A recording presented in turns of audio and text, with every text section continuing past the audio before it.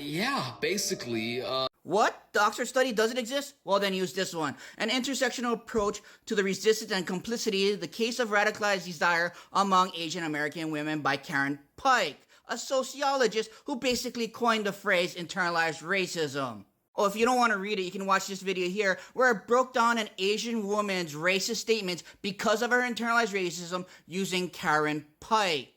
So am I saying you're wrong? Yes, I'm saying you're absolutely wrong because while the Oxford study was a joke that does not exist, research is out there about Asian women preferring white men, and it's called urogamy. Urogamy is related to hypergamy, where hypergamy is where women want to marry up or date up. Urogamy is where Asian women have this thing where they believe marrying up is marrying white. And yes, there are multiple studies. This is from 2018. But I get it. Being an Asian man in America means I'm constantly being gaslit no matter how much evidence I have, even when I use Karen Pike and all these other studies that show that when Asian women try to date and seek out white men, they're often having higher levels of internalized racism. And I mean, you can use this study, there's this one, this one, this one, this one, this one. So, where did you do your research again? Please do tell me.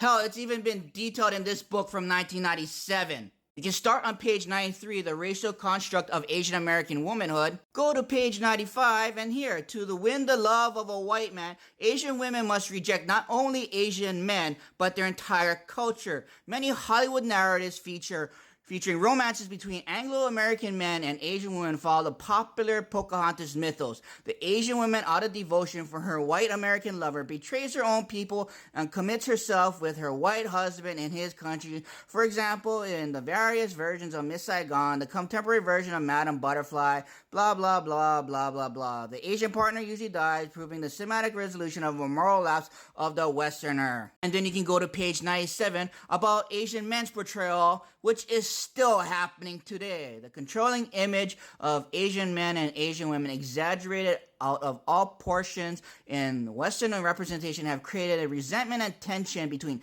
Asian American men and women. Given this cultural milieu, many American-born Asians do not think of other Asians in sexual terms, in particular due to the persistent desexualization of Asian males. Many Asian females do not perceive their ethnic counterparts as desirable marriage partners. In doing so, these women unwillingly enforce Eurocentric gender ideologies that objectifies both sexes and racializes all Asians. They wrote about this in 1997, and yet they knew about this since the 1980s. Oh, and you did your Pew Research stuff. Did you also skip this part about the immigrants versus U.S. born, where there's a huge difference between immigrants who married interracially versus the U.S. born ones that were at a higher rate?